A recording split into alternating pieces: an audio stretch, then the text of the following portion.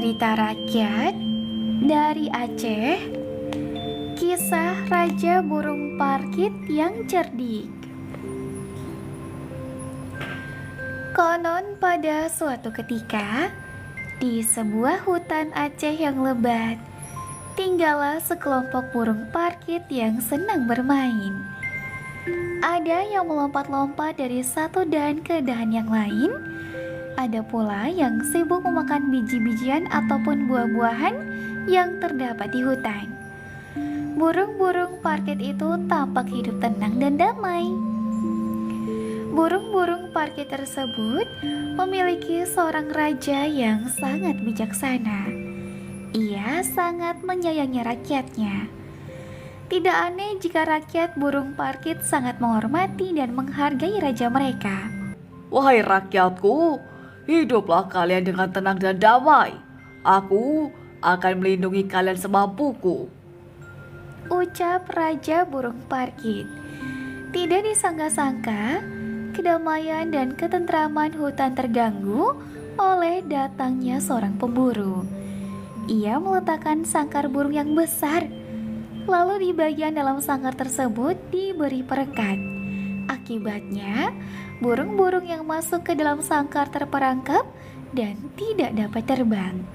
Hampir semua burung parkit, termasuk Raja Burung Parkit, tertangkap dan terperangkap di dalam sangkar. Mereka tampak sedih dan panik. Raja Burung Parkit pun berusaha menenangkan rakyatnya. Tenanglah rakyatku. Tubuh kalian terkena perekat yang sengaja dilumuri dalam sangkar oleh pemburu itu. Inilah yang menyebabkan kalian tidak dapat terbang dan meninggalkan sangkar. Kemudian Raja Burung Parkit mencari siasat untuk menyelamatkan rakyatnya dari perangkap sang pemburu. Begini saja, kalian harus berpura-pura mati kalau si pemburu datang untuk membersihkan tubuh kita dari perekat. Jika si pemburu akan membuang kita, tunggu hingga hitungan ke 100. Setelah itu, terbanglah kalian bersama-sama. Seru sang raja. Baiklah, kami akan menuruti seruan Baginda. Ucap rakyat burung parkit. Rakyat burung parkit pun menuruti siasat rajanya. Benar saja, tidak lama kemudian si pemburu datang dan memeriksa sangkar. Ia membersihkan perekat yang menempel di setiap tubuh burung parkit. Namun si pemburu sangat kecewa karena burung-burung hasil tangkapannya mati semua. Tibalah saatnya burung terakhir yang dibersihkan tubuhnya oleh si pemburu. Burung itu adalah Raja Burung Parkit. Namun ketika tubuh raja hendak dibersihkan, raja terpleset. Hal ini sangat mengagetkan rakyat burung parkit. Kemudian secara serempak mereka semua terbang tinggi. Mereka tidak menyadari bahwa rajanya masih tertinggal. Pemburu pun akhirnya menangkap Raja Burung Parkit. Pada awalnya, si pemburu berniat untuk menyembelihnya, tapi ia memohon belas kasihan kepada si pemburu untuk tidak memotongnya. Wahai pemburu, tolonglah aku. Jangan sembelih aku. Jika kau mengabulkan permohonanku, aku akan berjanji bernyanyi setiap hari untuk menghiburmu. Si pemburu berpikir, ia pun tertarik dengan tawaran Raja Burung Parkit yang berjanji akan menghiburnya. Jika itu keinginanmu, aku akan mengabulkan permohonanmu. Tapi kau harus menepati janjimu, Ujar si pemburu. Akhirnya, mereka menyepakati janji yang telah dibuat. Si pemburu membawa pulang Raja Burung Parkit. Ia pun bernyanyi setiap hari untuk menghibur si pemburu. Suara sang raja sangat indah dan merdu. Pemburu pun sangat terhibur. Keindahan suara Raja Burung Parkit pun terdengar sampai ke istana, hingga membuat Raja Manusia memanggil si pemburu. Hai pemburu, ku dengar Engkau memiliki seekor burung yang kicauannya sangat indah dan merdu. Benarkah demikian? Benar Baginda, aku memang memiliki seekor burung parkit yang berkicau sangat merdu. Ia berkicau setiap hari Baginda. Tidak berapa lama, terdengar nyanyian Raja Burung Parkit. Semua yang hadir di sana saat itu terpesona dengan keindahan suaranya. Raja manusia pun sangat tertarik kepadanya. Wah, betapa indahnya kicauan burung milikmu. Aku sangat ingin memilikinya. Bagaimana jika tukarkan burung itu dengan emas dan berlian yang sangat banyak? Wah, benarkah Baginda? Baiklah, aku setuju. Si pemburu pun akhirnya memberikan Raja Burung Parkit kepada Raja Manusia. Ia sangat senang karena membawa pulang emas serta berlian yang sangat banyak.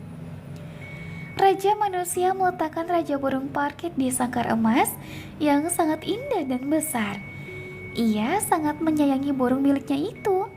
Setiap hari, Raja Burung Parkit diberi makanan yang enak dan bernyanyi untuk Raja Manusia. Meskipun Raja Burung Parkit hidup dengan kemewahan, ia tetap tidak senang. Ia kesepian dan ingin pergi meninggalkan sangkar emasnya, kemudian hidup bebas bersama rakyatnya. Agar bisa terbebas dari istana, diam-diam Raja Burung Parkit menggunakan siasat lamanya dengan berpura-pura mati. Raja Manusia sangat sedih ketika mendapati burung kesayangannya mati. Ia pun memerintahkan pengawalnya untuk menguburkan burung kesayangannya dengan ucapan kebesaran. Persiapan upacara pun dimulai.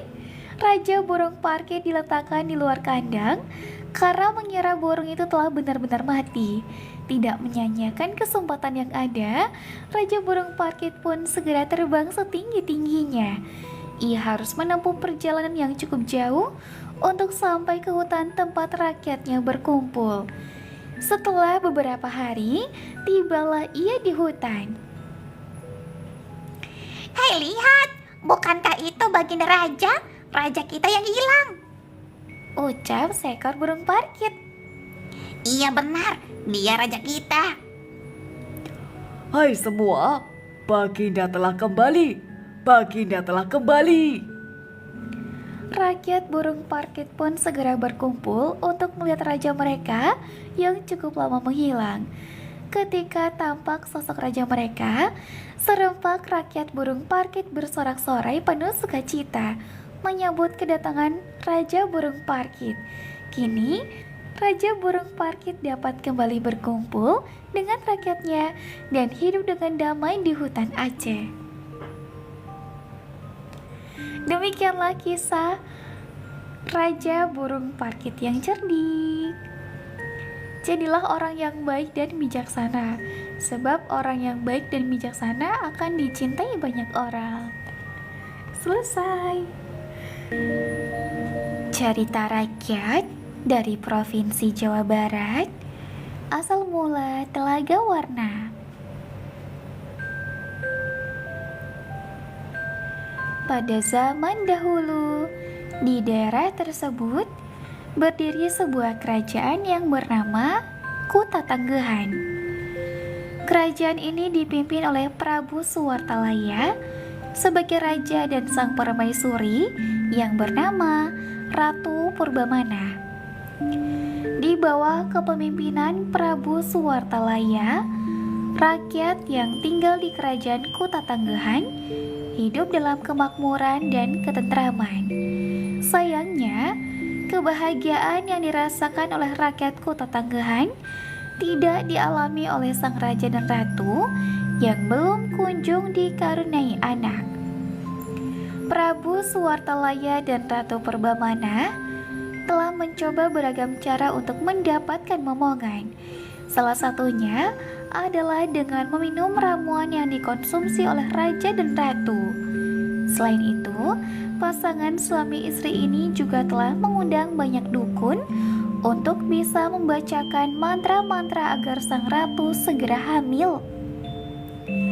Penasihat kerajaan kemudian menyarankan raja dan ratu untuk mengangkat anak yatim piatu saja, karena masih banyak anak dari perwira dan prajurit yang ditinggal oleh orang tua mereka setelah gugur di medan perang.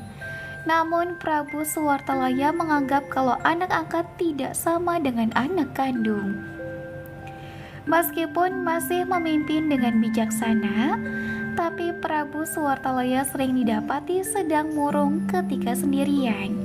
Begitupun dengan Ratu Purbamana yang terus menangis karena berharap untuk mendapatkan momongan tak segera dikabulkan oleh Yang Maha Kuasa. Akhirnya Prabu Suwartalaya dan Ratu Purbamana pamit meninggalkan kerajaan untuk sementara waktu. Sang raja kemudian meminta penasihat dan orang-orang kepercayaannya untuk memerintah dan menjaga kerajaan selama ia dan istrinya bertapa. Sang raja dan ratu kemudian bertapa selama berminggu-minggu dan hanya mengucapkan satu permintaan dalam doa mereka, yakni agar segera dikaruniai anak. Hingga akhirnya pada suatu hari ada suara yang menjawab doa mereka. Mula-mula suara tanpa wujud itu menanyakan apa permintaan Prabu Suwartalaya dan Ratu Purbamana. Pasangan suami istri itu kemudian menjawab ingin mempunyai anak. Pertanyaan selanjutnya adalah kenapa sang raja dan ratu tidak mau mengangkat anak, dan dijawab oleh Prabu Suwartalaya bahwa mereka tidak ingin anak angkat tapi anak kandung. Lalu suara itu kemudian menyuruh Prabu Suwartalaya dan Ratu Purbamana untuk pulang ke kerajaan Kutatanggahan. Beberapa minggu setelahnya, Permaisuri menunjukkan tanda-tanda kehamilan. Berita hamilnya sang ratu akhirnya menyebar hingga ke seluruh wilayah kerajaan dan disambut dengan sukacita oleh raja, orang-orang kerajaan, dan rakyat. Setelah kurang lebih 9 bulan, sang permaisuri akhirnya melahirkan seorang bayi perempuan cantik yang diberi nama Putri Gilang Rukmini. Sebagai satu-satunya putri kerajaan, Putri Gilang Rukmini diperlakukan dengan istimewa. Apapun yang ia pinta akan berusaha semaksimal mungkin diwujudkan oleh raja dan ratu. Selain itu, rakyat juga ikut memberikan hadiah-hadiah yang mewah kepada sang putri. Terbiasa mendapatkan perlakuan spesial dari orang tua dan rakyat kerajaan Kutatanggahan, Gilang Rukmini akhirnya tumbuh menjadi putri cantik jelita yang manja. Kecantikannya sendiri tak ada yang menandingi. Wanita-wanita lain di seluruh negeri tidak bisa dibandingkan dengan putri dari Prabu Suwartalaya dan Ratu Purbamana ini. Saat usia Gilang Rukmini menginjak usia 17 tahun, kerajaan Kutatanggahan mengadakan perayaan besar dan meriah untuk sang putri tercinta. Rakyat pun ikut berlomba-lomba untuk memberikan hadiah berharga, yakni perhiasan emas dan permata untuk sang putri. Prabu Suwartalaya kemudian mengumpulkan hadiah perhiasan emas dan permata untuk dibuat menjadi perhiasan baru yang lebih indah ke seorang empu. Ketika hari perayaan tiba, perhiasan dari sang raja telah berhasil diubah menjadi kalung emas yang indah oleh sang empu. Raja dan ratu sangat mengagumi kalung indah itu dan yakin putri kesayangan mereka akan menyukai kadonya. Seluruh rakyat pergi berbondong-bondong ke halaman istana untuk merayakan ulang tahun Putri Gilang Rukmini. Di depan rakyat yang ia pimpin, Prabu Suwartalaya disaksikan oleh istrinya memberikan perhiasan kalung indah kepada Gilang Rukmini. Namun, tak disangka-sangka, ternyata sang putri tidak mau menerima kado dan melemparkan kalung itu di depan orang tua dan rakyat kerajaan Kutatanggahan. Semua orang yang menyaksikan kejadian tersebut kaget dan hanya bisa diam. Tak lama terdengarlah isakan tangis Ratu Purbamana. Ibunda sang putri kemudian mengatakan betapa sakit hatinya melihat kelakuan Gilang Rukmini yang tidak tahu terima kasih. Kesedihan yang dirasakan oleh Ratu Purbamana membuat rakyat ikut berderai air mata, terutama kaum wanita. Di tengah-tengah ramainya tangisan, tiba-tiba terjadilah suatu keajaiban. Mata air muncul di halaman istana dan lama-lama semakin membesar. Air deras yang terus keluar dari dalam bumi itu kemudian menenggelamkan rakyat, raja, dan ratu, putri, serta siapa saja yang berada di sekitar istana. Banyaknya volume air kemudian menenggelamkan istana dan seluruh wilayah kerajaan Kuta Tanggahan yang akhirnya menciptakan sebuah telaga. Telaga yang airnya selalu menampilkan warna yang berbeda-beda di bawah sinar matahari itu kemudian dijuluki Telaga Warna. Warna-warna itu diduga merupakan pantulan dari peninggalan perhiasan-perhiasan Putri Gilang Rukmini yang ada di dasar telaga. Demikianlah kisah dari Provinsi Jawa Barat, asal-usul Telaga Warna. Pesan yang bisa kita ambil dari kisah ini yang pertama adalah menghargai pemberian orang lain dalam bentuk apapun. Selanjutnya, jangan bersikap durhaka kepada orang tua karena mereka adalah orang-orang yang telah merawat sejak kecil. Jika memang berselisih pendapat, selesaikanlah dengan baik-baik. Amanah terakhir, untuk tidak terlalu memanjakan anak. Jika memang ingin menumbuhkan kepribadian yang baik kepada anak, perilakukan ia sewajarnya saja. Apapun yang terlalu berlebihan itu tidak baik. Kisah Lingga dan Purba. Lingga dan Purba adalah dua bersaudara miskin yang tinggal di sebuah desa di Sumatera Utara. Mereka bekerja sebagai pencari kayu bakar dan rotan di dalam hutan. Pada suatu hari, saat beristirahat di bawah pohon besar, Lingga teringat pesan orang tuanya, "Jika berdoa dengan ikhlas, keinginan kita akan dikabulkan." Lalu ia mengajak saudaranya berdoa agar diberi kekayaan. Setelah berdoa dengan khusyuk, tiba-tiba seekor burung terbang mendekat. Hai anak muda, kekayaan apakah kiranya yang kalian kehendaki? Lingga dan Purba terkejut karena burung yang bisa berbicara. Lingga menjawab dengan ragu, Berikan kami emas sebesar kepala kuda. Burung itu terbang dan menghilang, membuat dua bersaudara itu kecewa. Namun ketika hendak pulang, mereka menemukan bongkahan emas sebesar kepala kuda di jalan. Kedua pemuda sangatlah bergembira. Mereka mulai menghayal tentang apa saja yang akan mereka beli dari hasil menjual emas itu. Tiba-tiba Lingga ingin memiliki emas itu sendirian. Sementara Purba pun sama, berpikir demikian.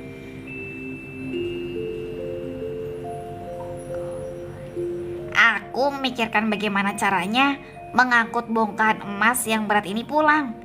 Kita dalam keadaan lapar, takkan kuat kita melakukannya, Kata si Purba. Begini saja, kau pulanglah dulu, ambil makanan dan bawakan aku juga. Setelah makan yang cukup, kita akan punya tenaga mengangkat harta kita ini. Usul si Lingga sambil merencanakan sesuatu. Purba pun menurut. Ia kembali ke desa untuk mengambil makanan.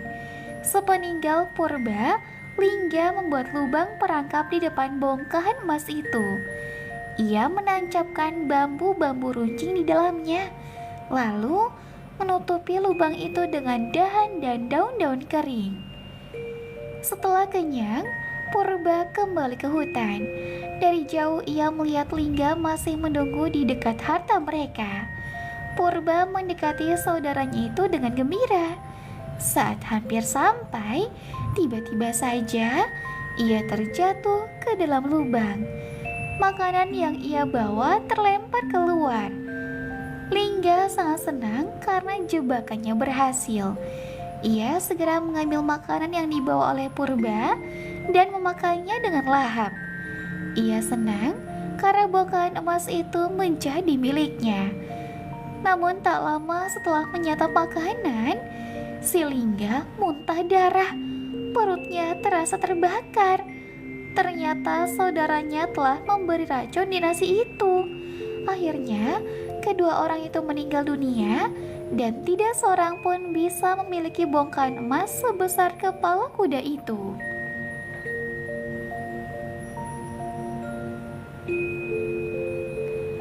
Demikianlah kisah si Lingga dan si Purba.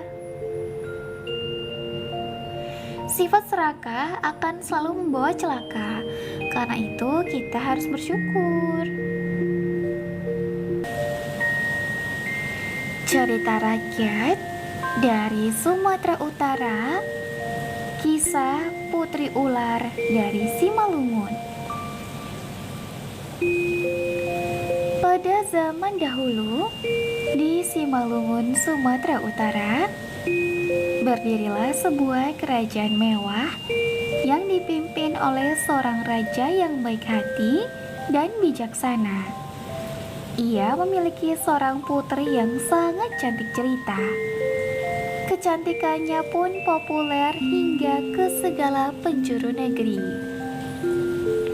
Sayangnya, ia memiliki sifat yang teramat buruk. Di belakangnya, orang-orang menyebutnya sebagai Putri Latah. Sebab, jika ada hal yang mengganggunya, ia dengan mudah mengumpat. Pada suatu pagi, ia meminta seorang dayang untuk membawakannya secangkir teh bunga. Karena lupa menambahkan gula, teh buatan dayang itu terasa kurang nikmat. Kemudian sang putri berkata,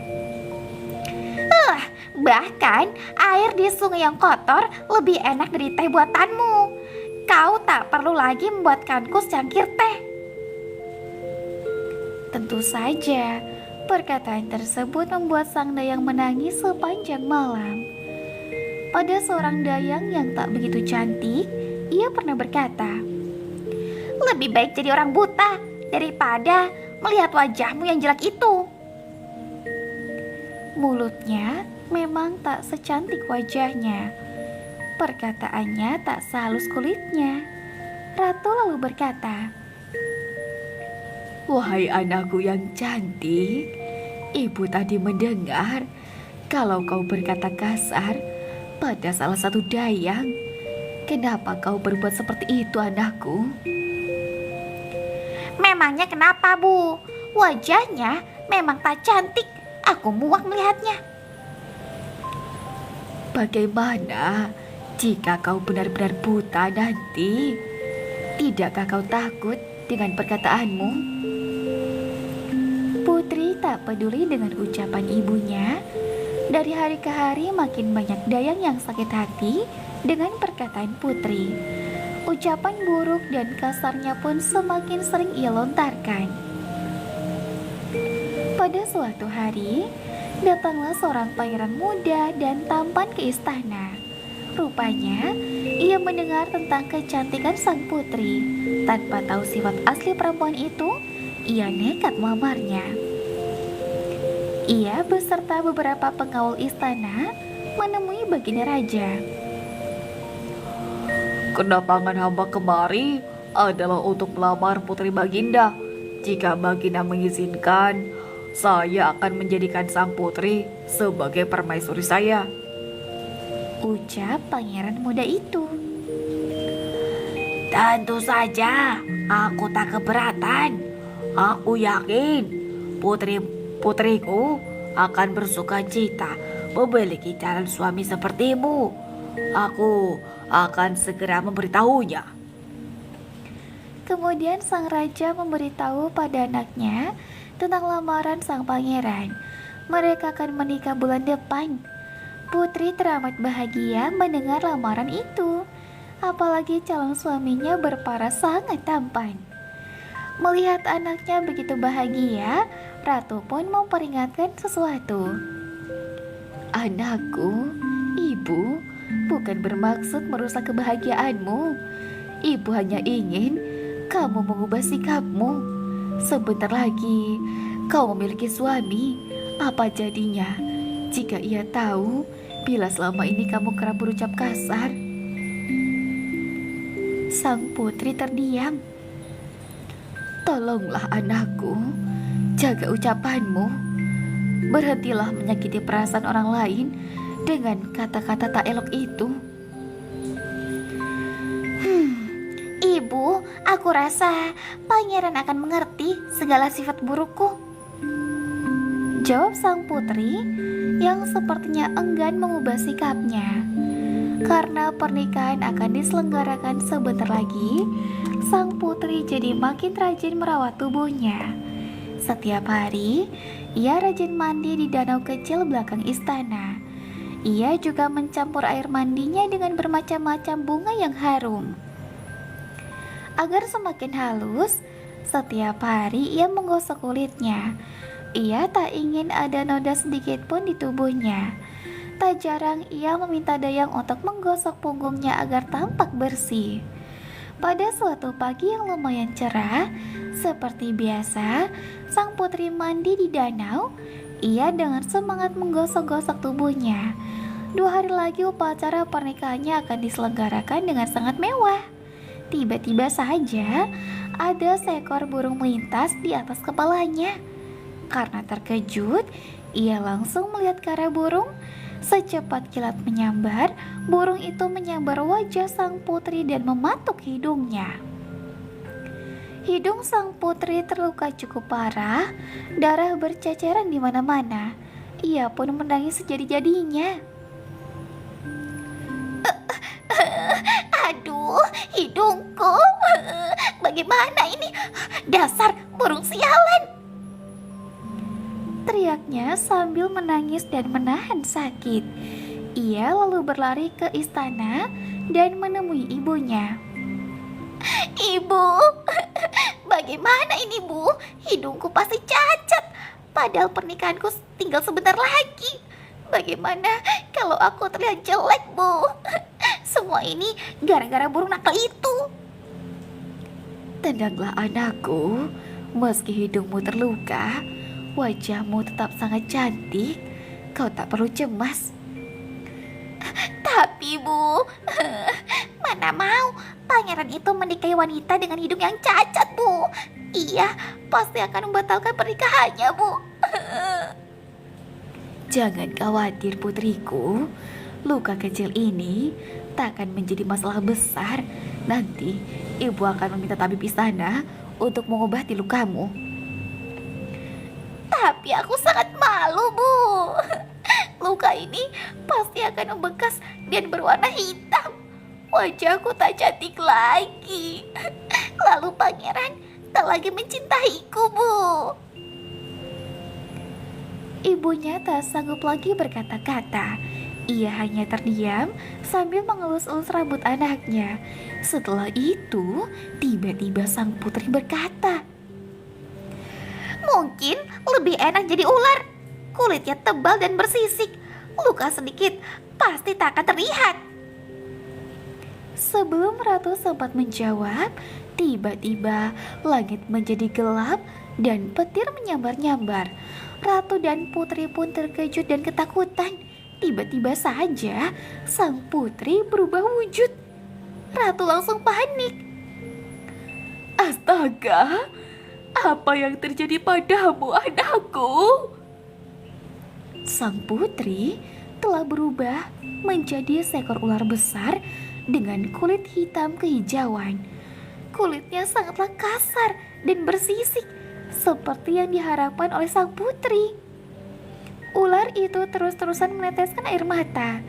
Sang ratu tak percaya melihat kenyataan ini. Kemudian ia berkata, Apakah kau benar anakku? Oh Tuhan, benarkah ini anakku? Anakku, bukankah ibu sudah berulang kali peringatkan kamu untuk menjaga ucapanmu? Perkataan adalah doa, nak. Sekarang, lihatlah, Tuhan telah mengabulkan ucapanmu. Ular itu tak menjawab. Ia hanya menggelengkan kepalanya sambil mendesis. Air mata juga tak ada hentinya mengalir dari matanya. Raja dan ratu pun meminta orang pintar untuk mengembalikan wujud asli putri mereka. Namun tak ada satupun orang yang bisa melakukannya. Putri ular lalu tinggal di sebuah gua di belakang istana. Ia tak ingin menampakkan dirinya karena sangat malu. Dalam hati ia berkata, "Ayah, ibu, maafkan aku. Seandainya aku bisa memutar waktu." Demikianlah akhir dari kisah Putri Ular dari Simalungun. Pesan yang bisa kita ambil dari kisah ini, salah satu pesan utamanya adalah jagalah ucapanmu.